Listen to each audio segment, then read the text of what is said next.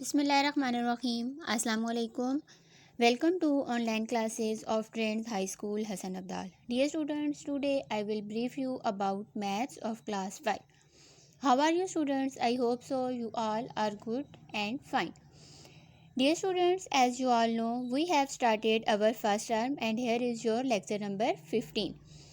तो dear students, मैं उम्मीद करती हूँ कि आप तमाम स्टूडेंट्स ने अपने प्रीवियस लेक्चर को बहुत तवज्जो और ध्यान से सुना होगा और आपको ये बात अच्छी तरीके से पता होगी कि अपने प्रीवियस लेक्चर्स में हमने HCF बाय प्राइम फैक्टराइजेशन के बारे में पढ़ा था कि अगर हमें कोई भी डिजिट्स दिए हुए हैं या कोई भी नंबर्स दिए हुए हैं तो हम प्राइम फैक्टराइजेशन के मेथड के मुताबिक उनका HCF किस तरह से फाइंड करते हैं। HCF बाय प्राइम फैक्टराइजेशन के बारे में जानने के बाद हमने अपनी एक्सरसाइज ऑन योर ओन 3.1 का क्वेश्चन नंबर 2 सॉल्व किया था। मैं उम्मीद करती हूँ कि आप तमाम स्टूडेंट्स को क्वेश्चन नंबर 2 में दिए गए तमाम क्वेश्चंस की अच्छे तरीके से अंडरस्टैंडिंग होगी और आप तमाम स्टूडेंट्स ने क्वेश्चन नंबर 2 नीट और खूबसूरत राइटिंग में अपनी कॉपीज़ पर नोट डाउन कर लिया होगा। आइए डियर स्टूडेंट्स, हम अपना आज का लेक्चर स्टार्ट करते हैं जिसमें हम HCF बाय डिवीजन मेथड के बारे में पढ़ेंगे कि हम डिवीजन मेथड के मुताबिक किसी भी डिजिट का या किसी भी नंबर का HCF किस तरह से फाइंड करते हैं। Another method to find the HCF of two or more numbers is the division method. In this method we follow these steps to find the HCF. कि पहला स्टेप हमने जो पहला मेथड हमने पढ़ा था वो हमारे पास था प्राइम फैक्टराइजेशन। अब दूसरा मेथड जिसके ज़रिए हम किसी भी नंबर का HCF फाइंड करते हैं वो हमारे पास है डिवीजन मेथड। इस डिवीजन मेथड में हम कौन से रूल्स को फॉलो करते हैं। Step 1, if there are two numbers divide the greater number by the smaller number. कि अगर हमारे पास दो नंबर्स हैं और हमने टू नंबर्स का HCF फाइंड करना है तो हम ग्रेटर नंबर को स्मॉलर नंबर के साथ डिवाइड करते हैं। स्टेप 2 हमारे पास है divide the divisor by the remainder obtain in step 1। कि अब स्टेप 1 में हमारे पास जो रिमाइंडर बचता है, ठीक है, यानी जब हम उन्हें डिवाइड करेंगे तो जो एंड पे हमारा रिमाइंडर बच जाता है, स्टेप 2 में हमने क्या करना होता है कि हमारा जो डिवाइज़र होता है यानी कि जो नेक्स्ट वैल्यू होती है उसको हमने उससे डिवाइड करना होता है। Step 3, again divide the divisor by the remainder obtain in step 2। और उसके बाद हम क्या करेंगे कि जो हमारे पास स्टेप टू में जो रिमाइंडर आया था, नेक्स्ट हमारा जो डिवाइज़र होगा हमने उसको स्टेप 2 के रिमाइंडर से डिवाइड करना है।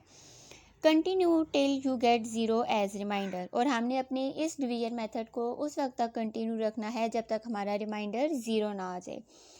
The last divisor will be the HCF of the two numbers. और जब हमारा रिमाइंडर ज़ीरो आ जाएगा तो जो लास्ट डिवाइज़र हमारे पास आएगा जिसका रिमाइंडर ज़ीरो आएगा वो हमारे पास उन दो नंबर्स का HCF होगा। If there are three numbers divide the third the smallest number by the HCF of the two number. कि अगर हमारे पास तीन वैल्यूज़ हैं तो दो वैल्यूज़ को जब हमने डिवाइड किया है तो उसका जो HCF आएगा उसको हमने तीसरी वैल्यू के साथ डिवाइड करना होगा। Follow the same steps and gets the least divisor as HCF। हमने स्टेप सारे वही फॉलो करने हैं टू नंबर्स वाले और जो एंड पे हमारे पास बच जाता है वो हमारा क्या होता है, HCF। तो डिवीजन मेथड के बारे में जानने के बाद आइए अब हम अपनी एक्सरसाइज ऑन योर ओन 3.1 का क्वेश्चन नंबर 3 सॉल्व करते हैं। ऑन योर ओन 3.1 का क्वेश्चन नंबर 3 हमें दिया हुआ है, find the HCF of the following numbers using the division method. कि हमें जो वैल्यूज़ दी हुई हैं हमने इन वैल्यूज़ का डिवीजन मेथड के मुताबिक HCF फाइंड करना है। अब देखिए, इसका ए पार्ट हमें दिया हुआ है 96, 144 एंड 276। तो हमने क्या पढ़ा था कि अगर हमारे पास तीन वैल्यूज़ हैं तो पहले हमने दो जो वैल्यूज़ हैं इनका HCF फाइंड करना है। जो इनका HCF आएगा उसको हमने इस वैल्यू के साथ लेकर इसका HCF फाइंड करना है। तो सबसे पहले हम क्या करेंगे कि हमने 96 और 144 का HCF फाइंड करना है।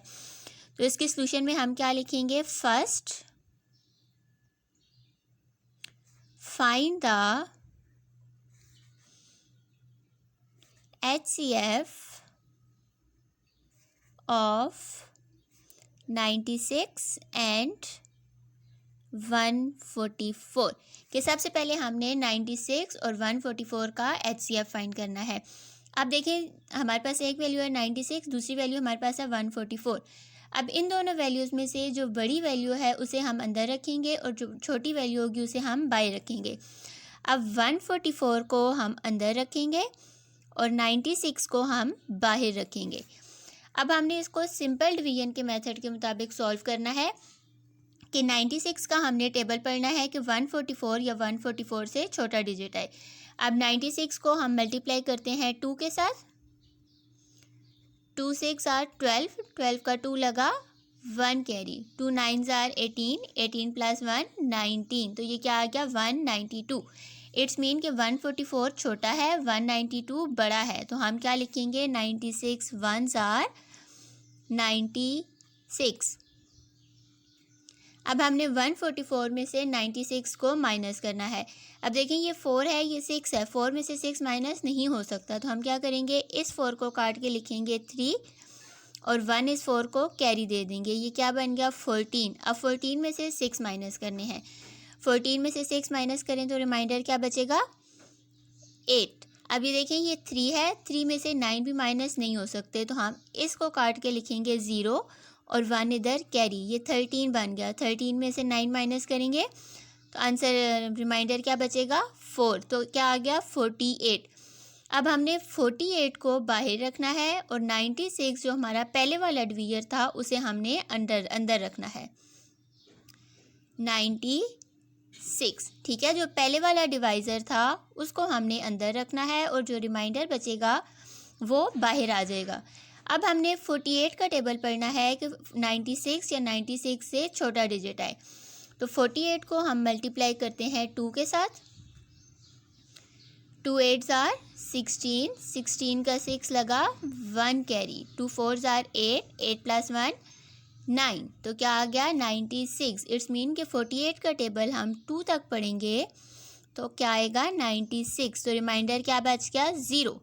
ठीक है, यानी कि जब हमने 96 और 144 का HCF लिया है तो यहाँ पर हमारा जो डिवाइज़र था ये हमारा आएगा HCF। ठीक है, सो द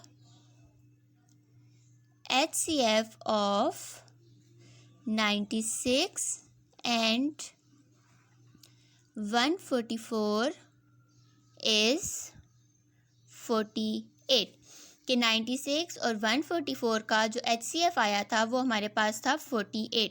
अब हमने क्या करना है कि हमने 48 और जो थर्ड वैल्यू थी 276 इसका हमने HCF फाइंड करना है। Now find the HCF of 48 and 276। ठीक है कि दो वैल्यूज़ का HCF हमारे पास आया था 48। अब हमने जो इसका HCF आया था उसको थर्ड वैल्यू के साथ लेकर उसका HCF फाइंड करना है। अब 276 हमारे पास बड़ी वैल्यू है, 276 को हम अंदर रखेंगे और 48 को हम बाहर रखेंगे। 276 अंदर क्या आएगा 48। अब 48 का टेबल हमने पढ़ना है कि 276 या 276 से छोटा डिजिट आए, तो आइए 48 को मल्टीप्लाई करते हैं। 48 को 2 से मल्टीप्लाई किया तो 2 8s आर 16, 6 लगा 1 कैरी, 2 4s आर 8, 8 प्लस 1 9, 96।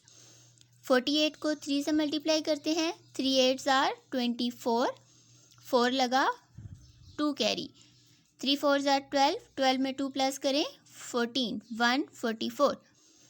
48 को 4 के साथ मल्टीप्लाई करते हैं, 4 8s आर 32, 32 का 2 लगा 3 कैरी, 4 4s आर 16, 16 में 3 प्लस करें 16, 17, 18, 19, 192।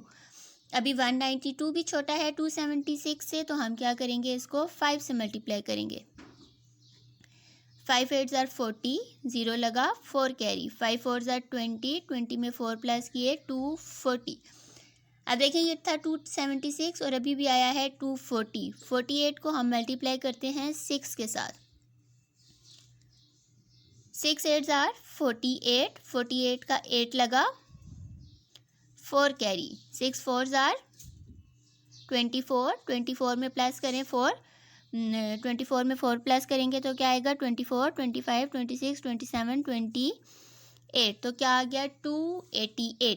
अब देखिए 288 हमारे पास 276 से बड़ा आ गया है, ठीक है, तो हम क्या लिखेंगे 240, यहाँ पे लिखेंगे 5 और यहाँ पे लिखेंगे 240।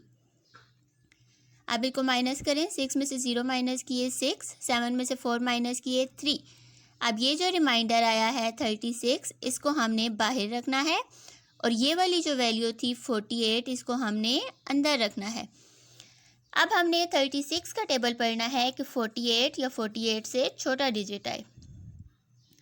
36 को 2 के साथ मल्टीप्लाई करें, 2 6 आर 12, 2 लगा 1 कैरी, 2 3 आर 6 प्लस 1 7, क्या आ गया 72। तो हम क्या लिखेंगे 36 1 आर 36, 8 में से 6 माइनस किए 2, 4 में से 3 माइनस किए 1, क्या आ गया 12। अब 12 को बाहर रखेंगे, ये जो 36 था इस 36 को अंदर रखेंगे, तो 12 का टेबल पढ़ेंगे, 12 को 2 से मल्टीप्लाई करेंगे, 2 2 आर 4, 2 1 आर 2, क्या आ गया 24। अब 12 को 3 से मल्टीप्लाई करेंगे, 3 2 आर 6, 3 1 आर 3, क्या आ गया 12 3 आर 36। तो रिमाइंडर हमारे पास क्या बच गया 0, ठीक है। तो इस तरह हमारे पास जो इनका HCF आया था वो क्या आया है 12, ठीक है, यानी कि 48 और 276 का जो HCF है वो हमारे पास आया है 12। तो हम यहाँ पे क्या लिखेंगे HCF of 48 and 276 is 12, ठीक है। अब देखिए इन दो वैल्यूज़ का HCF हमारे पास 12 आया है, तो इट्स मीन कि हमारे पास जो 96, 144 और 276 का जो HCF आएगा वो भी हमारे पास 12 ही आएगा। So the HCF of 96, 144 and 276 is 12, कि हमारे पास जो 96, 144 और 276 का HCF है वो हमारे पास क्या है 12। अब इसमें हमने क्या किया था कि सबसे पहले हमने 96 और 144 का HCF लिया था। 96 और 144 का जब HCF लिया तो वो हमारे पास आया था 48। अगेन हमने 48 और 276 का HCF लिया है, तो 48 और 276 का HCF हमारे पास आया है 12। तो जो लास्ट में हमारे पास डिवाइज़र बचता है जिसका रिमाइंडर 0 आ जाता है वो हमारे पास इन वैल्यूज़ का क्या होता है HCF। ये था क्वेश्चन नंबर 3 का ए पार्ट। मैं उम्मीद करती हूँ कि आप तमाम स्टूडेंट्स को ये क्वेश्चन अच्छे तरीके से समझ आ गया होगा। क्वेश्चन नंबर 3 के ए पार्ट को अच्छे तरीके से अंडरस्टैंड करने और सॉल्व करने के बाद इसका बी पार्ट आपको पिक्चर में सॉल्व हुआ हुआ नज़र आ रहा है। इसी तरह सी पार्ट में भी दी गई वैल्यूज़ आपको डिवीजन मेथड के मुताबिक सॉल्व हुई हुई नज़र आ रही हैं और इसी तरह इसके ई पार्ट भी आपको पिक्चर में सॉल्व हुआ हुआ नज़र आ रहा है कि किस तरह हमने दिए गए नंबर्स का डिवीजन मेथड के मुताबिक HCF फाइंड किया है। सो डियर स्टूडेंट्स, मैं उम्मीद करती हूँ कि आप तमाम स्टूडेंट्स को क्वेश्चन नंबर 3 के चारों पार्ट्स की अच्छे तरीके से अंडरस्टैंडिंग होगी। अब आप तमाम स्टूडेंट्स ने क्वेश्चन नंबर 3 के ये 4 पार्ट्स नीट और खूबसूरत राइटिंग में अपनी कॉपीज़ पर नोट डाउन करने हैं और इन चारों क्वेश्चंस की अगेन एंड अगेन अपनी रफ कॉपी पर प्रैक्टिस करनी है। सो डियर स्टूडेंट्स, इस तरह आज के इस लेक्चर में हमने अपनी एक्सरसाइज ऑन योर ओन 3.1 को कंप्लीट कर लिया है। मैं उम्मीद करती हूँ कि आप तमाम स्टूडेंट्स को ऑन योर ओन 3.1 के तमाम क्वेश्चंस की अच्छी तरीके से अंडरस्टैंडिंग होगी। इंशाल्लाह अपने नेक्स्ट लेक्चर में हम अपनी एक्सरसाइज 3.2 को स्टार्ट करेंगे जिसमें हम LCM means least common multiple के बारे में जानेंगे कि हम दिए गए नंबर्स का LCM किस तरह से फाइंड करते हैं। So dear students, next lecture तक के लिए take care of yourself, stay home, stay safe and don't forget to wash your hands. Thank you. Allah Hafiz.